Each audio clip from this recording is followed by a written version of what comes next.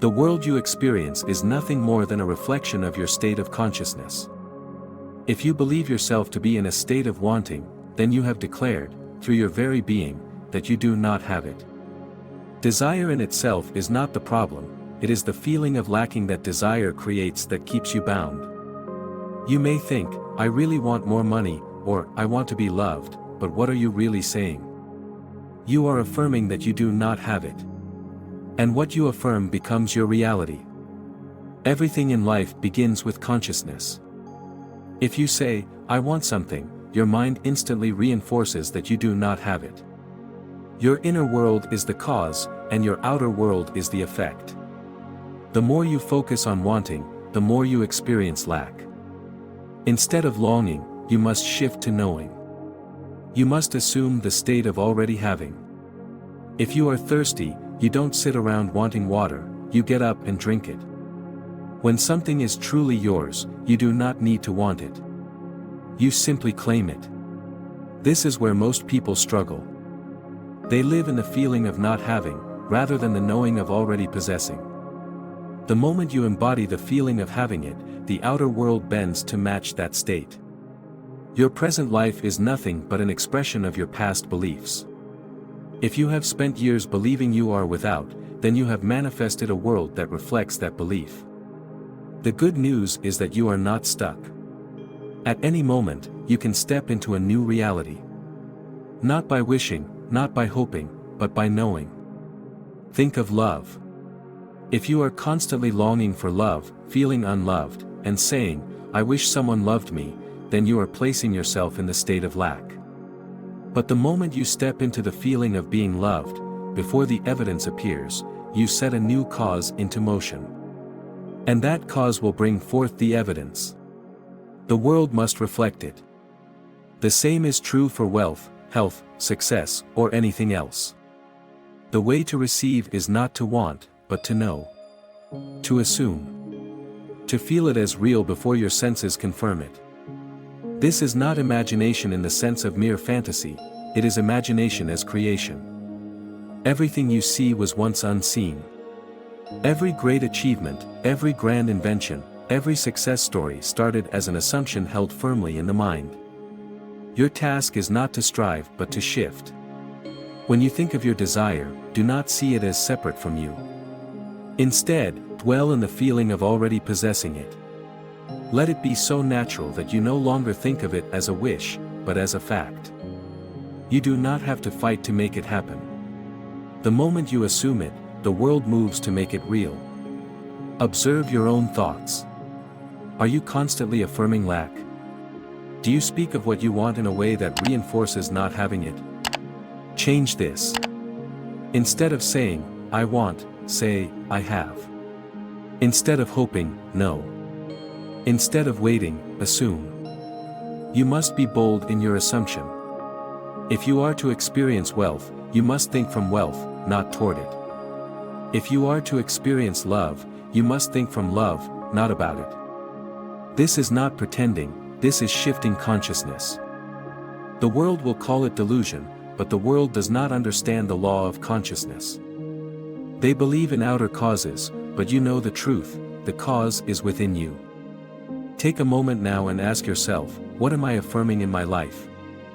If your thoughts and feelings reflect lack, then you must shift. Do not wait for the outer world to change before you feel it. Feel it now, and the world will follow. You are imprisoned by nothing but your concept of self.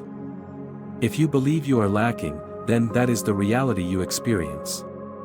If you believe you are abundant, that too will be reflected. The law is unbreakable. It does not favor one person over another. It responds to consciousness. So, right now, begin to practice this shift.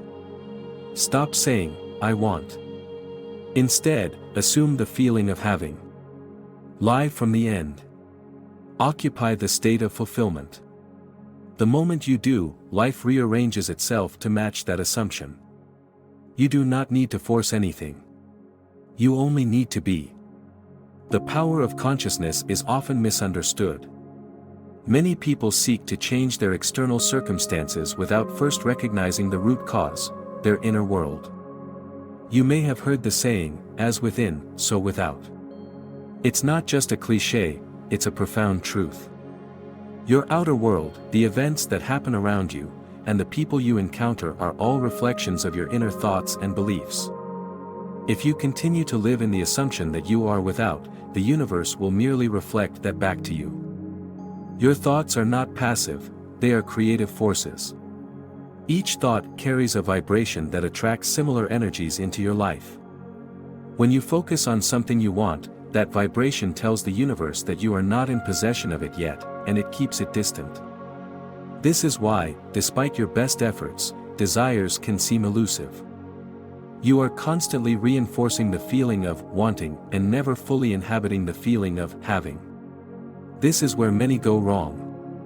The moment you stop wanting and start knowing, you shift your reality. You become the master of your world because you understand that you can create your reality from the inside out. It's about being in a state of mind where you don't need external confirmation. Your belief is your reality. If you consistently assume the reality of your desire, that assumption must manifest in your life. We must also recognize the importance of persistence in holding our assumptions. Life does not change overnight, it takes consistent mental discipline. Imagine a painter creating a masterpiece. He does not stop after the first brushstroke. Similarly, you must continue to hold the feeling of already having what you desire, day after day. Persistence in assumption is key to manifestation. Many people give up too soon. They try this method once or twice and, when they don't see results immediately, they abandon the practice. But the law of consciousness is not about instant gratification. It is a steady force that responds to the vibrations you send out over time. If you hold a belief long enough, no matter what the present circumstances look like, your reality will start to shift to match that belief. When you begin to practice this consciously, you will notice subtle shifts around you. At first, it may be small, perhaps a change in attitude, or a slight shift in how others treat you. But these are the beginnings of the larger manifestation that is coming. As you hold steadfast in your assumption, your external world will mirror this new inner state. In many ways, the world we see is a projection of our inner state. If we think of ourselves as lacking, we project that lack outward, and that becomes our experience. But if we change our perception of ourselves, we begin to see a new world. We can shift our self-concept from one of lack to one of abundance, and the world will reflect that new perception. This is the law of consciousness at work. The key to manifesting is not wanting, but knowing. When you know that something is already yours, before any external evidence appears, it must eventually show up. You don't have to chase after it or strive for it. It's already there. It's waiting for you to recognize it. But you must first stop identifying with the lack and shift your identification to that of someone who already possesses what they desire. Think of it this way: if you're seeking something, it's like you're in a constant state of pursuit, forever chasing a moving target. But if you change your thinking and instead of seeking, begin living as though you already have it, then that desire can come to you naturally. You stop being the one who is chasing and start being the one who already has. That's when things begin to shift in your favor. In the process of manifestation, you might encounter doubts, and that's perfectly normal. But the key is to not give attention to those doubts. When they arise, simply acknowledge them and refocus on the reality you are creating. You are not changing the outer world by forcing or manipulating, it is your inner world that must change first. You have to see things differently before the world will reflect those changes back to you.